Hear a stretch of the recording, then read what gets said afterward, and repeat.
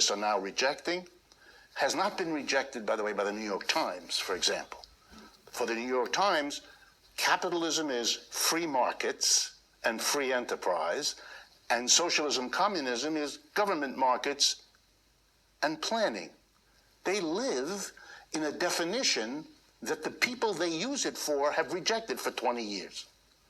That's what happens if you have a repression of a discourse in a society the way we have had. They're really behind the times. Why? Because where socialists are going now is saying, wait a minute, what did Karl Marx focus on if he didn't focus on planning? There is no argument in Marx about planning. No sustained argument ever. There's no sustained argument about public versus private enterprise either.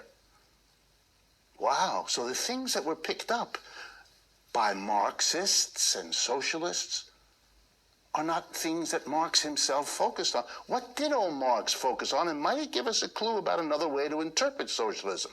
The answer is, yeah, he focused someplace else, and yeah, it gives us a clue, and I'm going to tell you what it is. What Marx focuses on is the process of production, what goes on inside the enterprise, where you work, 9 to 5, 5 days a week, when you go to work. What goes on there? How do people interact there? That's what he was interested in. That's what the 3 volumes of Capital, which is what his great achievement, well, I mean, he wrote a lot of other things too, but that was his great achievement. That's what he was interested in. How does production work? And he was very critical of the capitalist way of producing, and he was clearly in favor of an alternative. Wow. That means that socialism is now going back to Marx, finding in him this discussion of the enterprise and redefining what socialism is. And I think it's worth your attention because it's going to be what socialism is for the rest of your lives. It's the socialism of the 21st century, which is different from the socialism of the 19th and 20th centuries. Here we go. The critique of Marx can best be shown, please folks, don't get worried. I am now going to do economic arithmetic. This is always a dangerous moment because there are certain folks who have been trained in a certain way, nobody's fault. If you start writing arithmetic on the board, their eyes glaze over, their brains go on vacation, and they get frightened. Don't. This is really very simple. Okay. In Marx's way of thinking, capitalism is easily represented in the following way of understanding what the process of production is. And because Marx is interested in human beings, and Marx is interested in how people relate to one another, because that's what he's concerned with, he's going to analyze what happens in production in terms of labor, of this activity people give themselves to when they go to work, and how they relate to one another as they go about transforming nature into chairs and software programs and haircuts and everything else. Okay? So we're going to start this way. Every act of production makes use of some kinds of tools, equipment, raw material, whatever. For example, let's use a chair as an example. If you're going to make a chair, you need some wood and some glue and maybe some nails and a hammer, and you get the idea. And all of those things that are used in production were made by human beings, labor, that's now available for us to use to make more things. Somebody did work a while ago to make the hammer, which I'm going to now use to make the chair. Somebody a while ago put together whatever needed to make the glue that I use and to cut the trees into the lumber that I use. And so we're going to use a simple EL, embodied labor. Every production makes use of embodied labor, labor that's embodied in some product that was done earlier that's now an input to what we're doing now. Basically, simple idea. Here comes another simple idea. With this embodied labor, labor embodied in all the tools, equipment, and raw material, production involves the addition of living labor, the worker, you, him, her, the people working. So we're going to call that living labor. Embodied labor plus living labor gives you the total labor in whatever we produce in an economy. It's real simple. Okay? You can say it in other words. There's the value of all the stuff we use up when we produce, tools, equipment, and raw materials. And then there's the value added by the worker who uses those pieces of equipment to transform the raw material into the final. So this is nails, glue, lumber.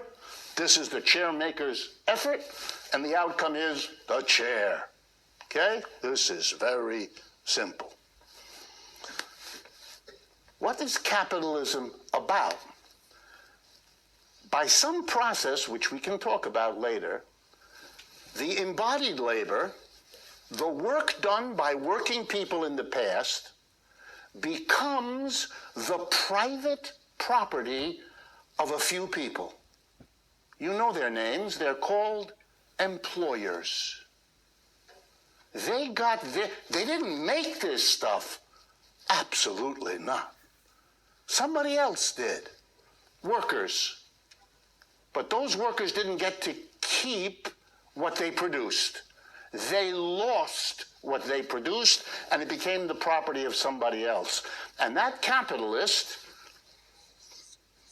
brings to the production process whatever it is he owns. Let's just say, just to make it simple, that it's worth 100. It doesn't matter what it is, just 100 of anything. So we know we're using up in making chairs 100 worth of hammers, nails, glue, lumber, all of that. And now the worker adds value to what he or she produces by transforming the lumber, nails, and glue into a new finished thing called a chair or a sofa or any other piece of output. Okay, then let's, just to make it real simple, say it's another 100. And so the final chair is worth 200. I told you this would be easy. 100 plus 100 equals 200. Economists think this is an enormous achievement here, but most of you probably don't. The arithmetic is simple. Okay? Now let's follow the logic as Marx did. This is what a capitalist does. He brings 100 of what he's come to acquire somehow. We don't know how.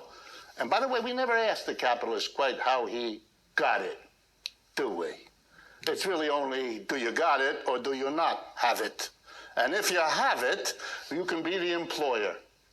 And if you don't, you can't. The fact that the employer who has it didn't produce it is a nagging problem we prefer not to ask. But we'll come back to it. And you know you can't be an employer because you don't have it. You didn't get it. Somebody else did.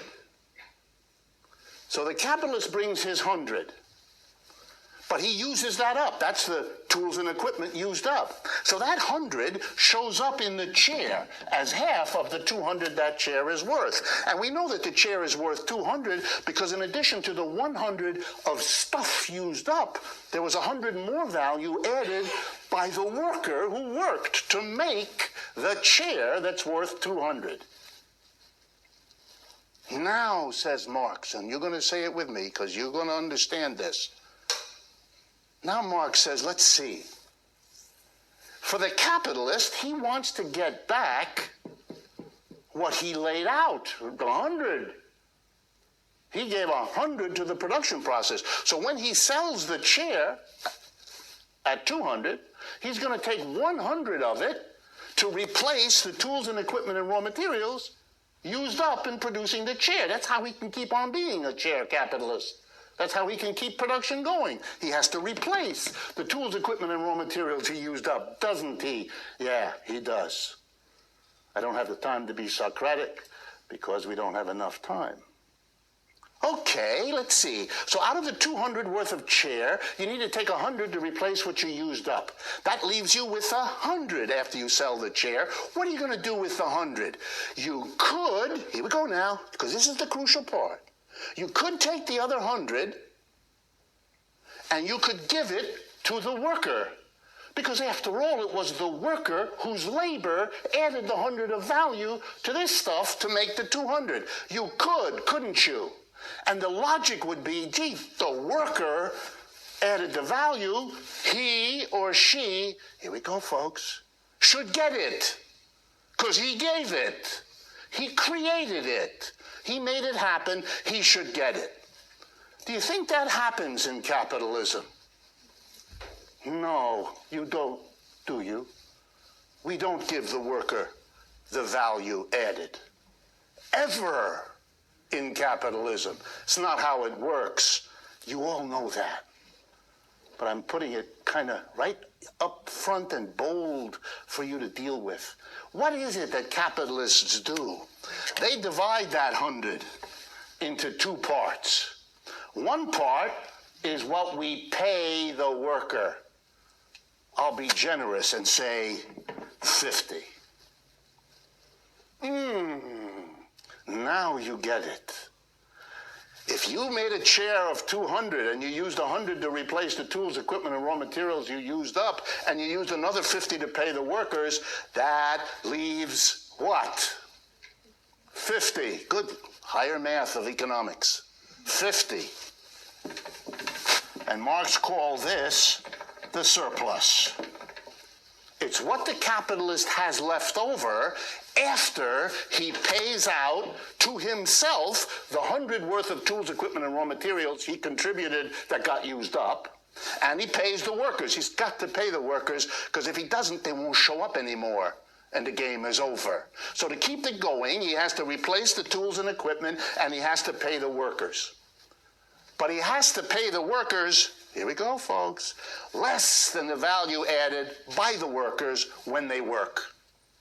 Or to use the technical term economists like, he has to rip the workers off. He has to steal from them part of what their labor added. You know what the lesson here is?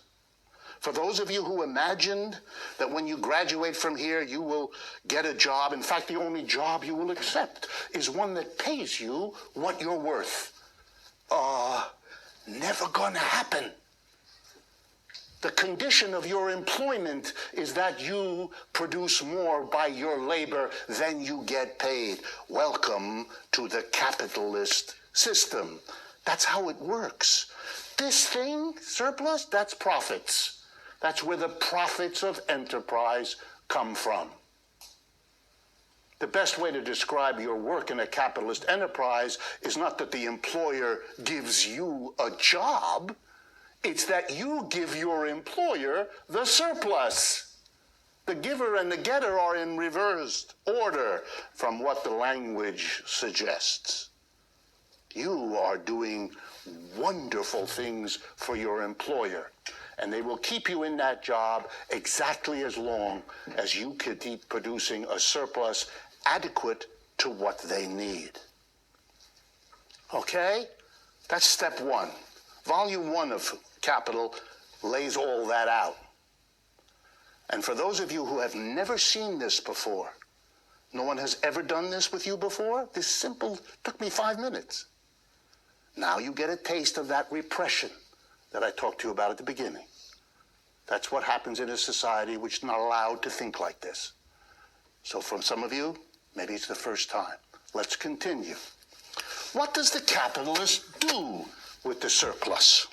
A lot of things. And they're very interesting, and they shape the economy. In order for the capitalist to survive, he's got to take this 50 that he appropriates from the worker who produced it, and he's got to make sure it's distributed in society to keep himself in office, to keep himself in the job, to keep the capitalist system going. He has to take steps to make sure that this stuff keeps on happening.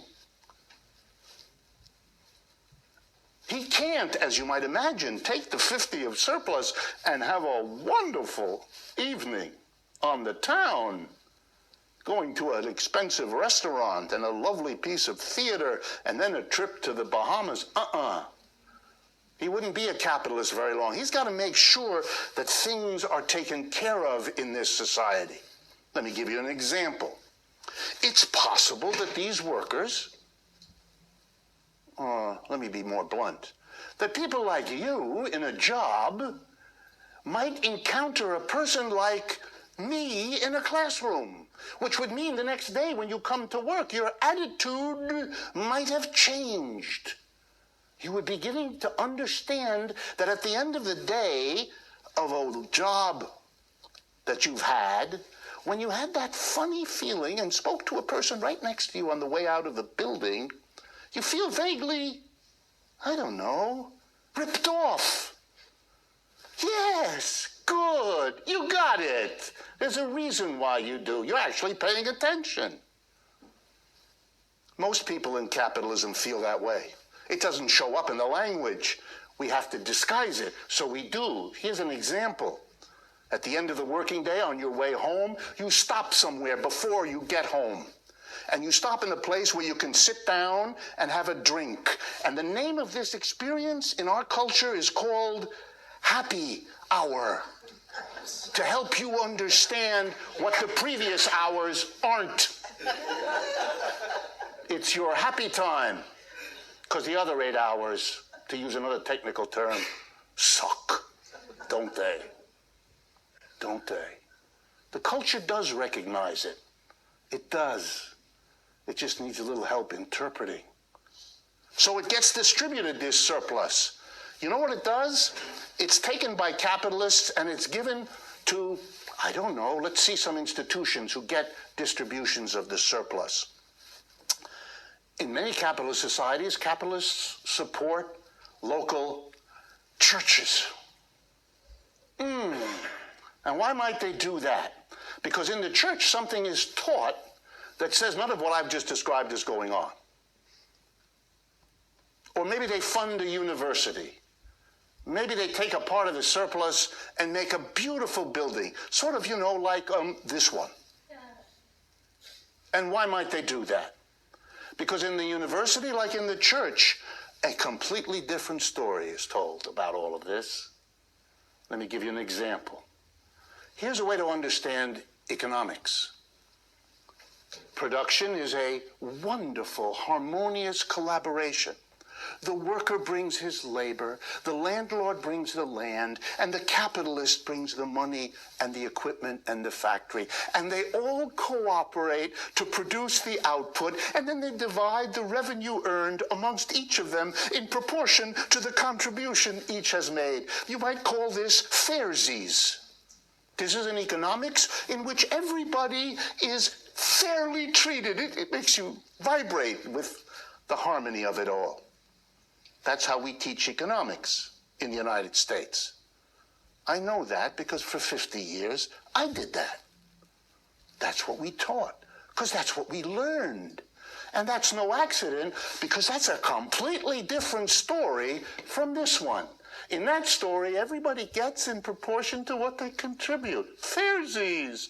There's no surplus. There's no ripping off. You got nobody to be angry at. If you don't have more wealth than you would like, it's your own damn fault that you didn't contribute more. So how can you expect to get more? It's wonderfully comforting.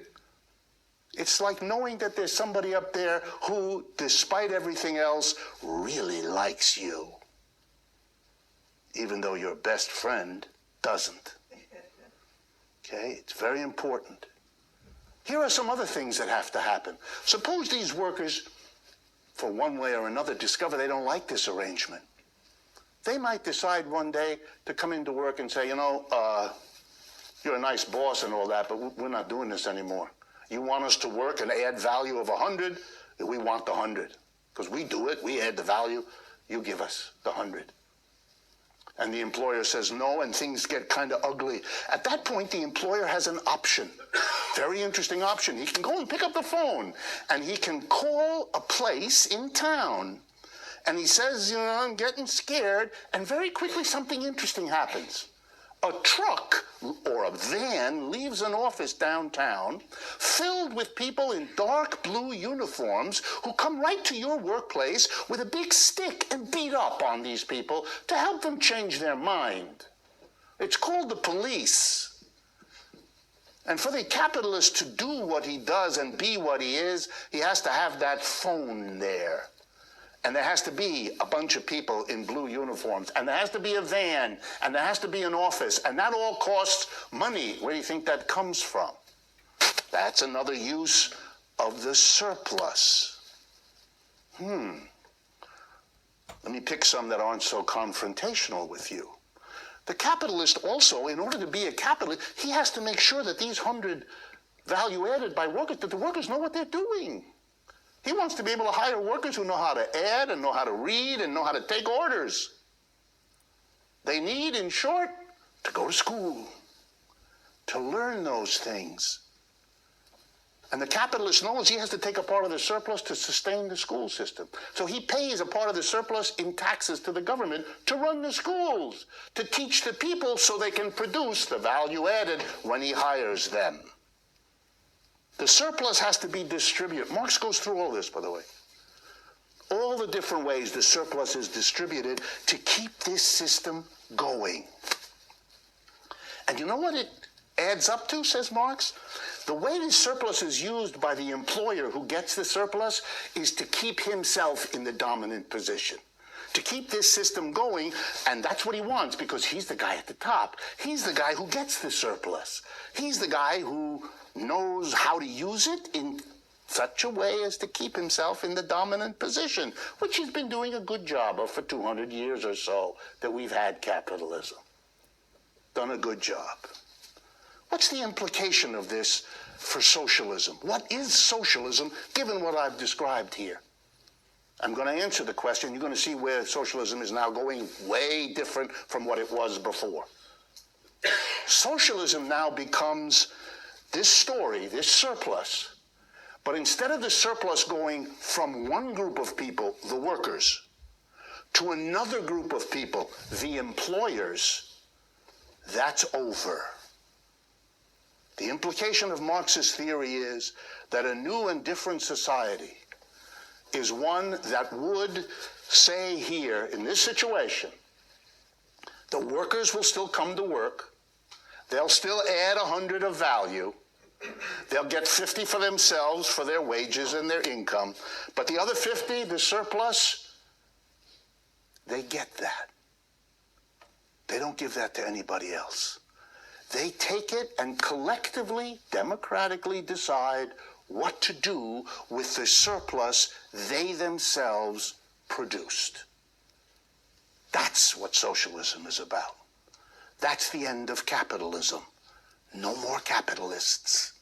The workers who produce the surplus, as individual effort outputters, you might say, then collectively and democratically decide what to do with the surplus they have produced.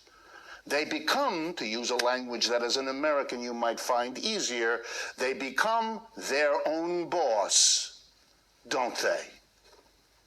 In the only way that's actually available to them, to become their own boss in a collective way. What is the simple American phrase that captures this? Worker co-op. It's very old. You don't even need Marxism either. All that Marxism does is provide us with the logic and a roadmap back to capture what it was that made people all through history decide that working cooperatively, producing a worker co-op, is an attractive way to organize work, is an attractive institution to pursue. That's why you have examples of it thousands of years ago, hundreds of years ago, and right now. But it's going to take off now because it isn't an idiosyncratic, odd, leftover from an earlier period. It is a new direction. So let me conclude